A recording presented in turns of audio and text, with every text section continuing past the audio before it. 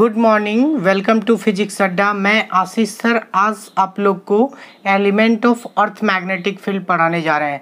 Chapter 5 NCERT के chapter 5 में यही एक पॉइंट बच गया है जो कि इस बार के सीबीएसई के बोर्ड एग्जाम में आने वाला है।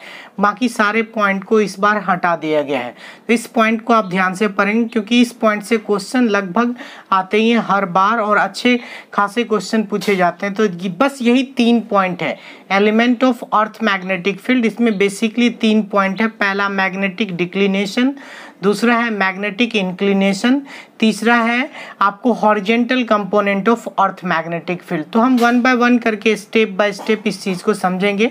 पहला जो पॉइंट आपके स्क्रीन पे दिख रहा है मैग्नेटिक डिक्लिनेशन, वो मैग्नेटिक डिक्लिनेशन है क्या? तो सबसे पहले हम डिफिनेशन लिखेंगे, इसके बाद आपको एक्सप्लेन करेंगे कि बेसिकली मैग्नेटिक डिक्लिनेशन है क्या। तो क्या बोलेंगे डिफिनेशन में? लिखेंगे the angle between magnetic meridian and geographical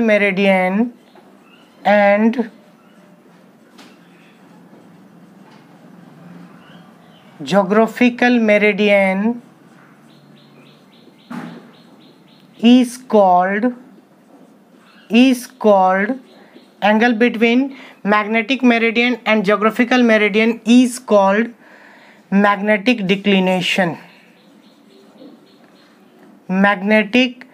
declination. और मैग्नेटिक डिक्लिनेशन का जो वैल्यू होता है वो चेंज करते रहता है। It is different for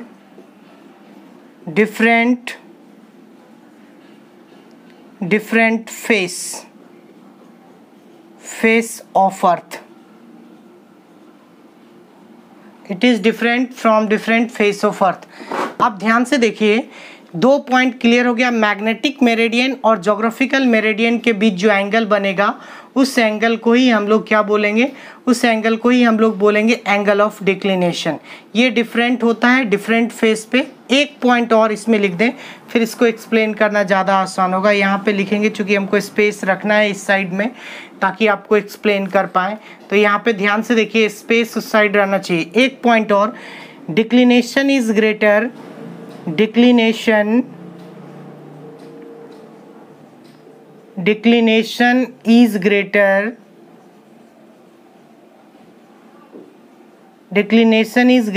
at higher latitude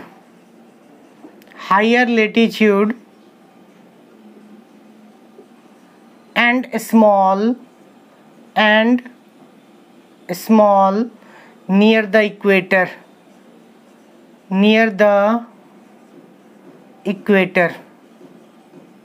अब ध्यान से देखिए इस चीज़ को।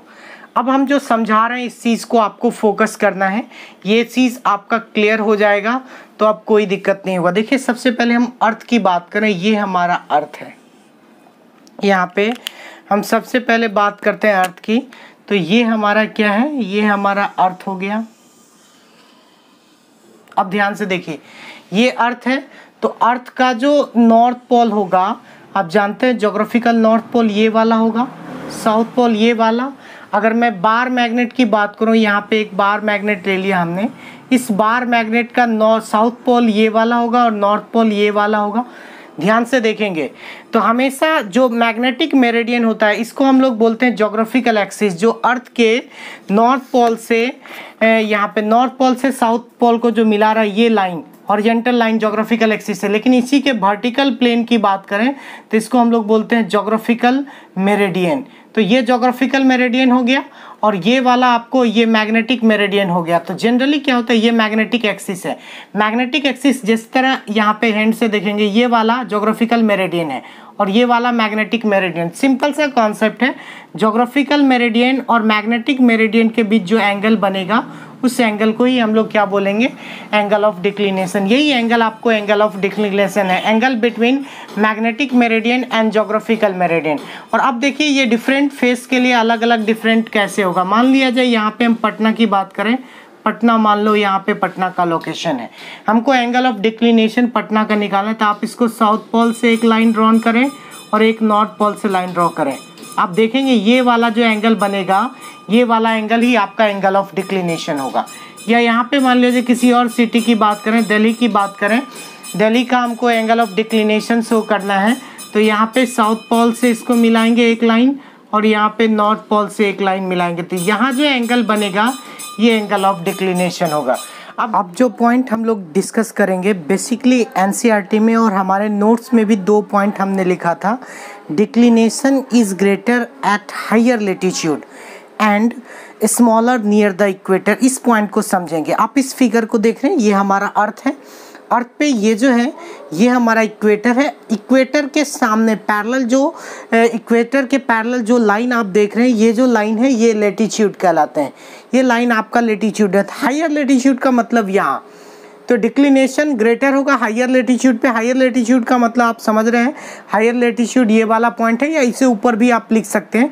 अगर कोई हायर लेटीट्यूड है तो आप देख रहे हैं यहाँ से जैसे ही आप ऊपर जा रहे हैं, यहाँ से ऊपर जाने के क्रम में आप देखेंगे कि एंगल आपका बड़ा हो जा रहा है।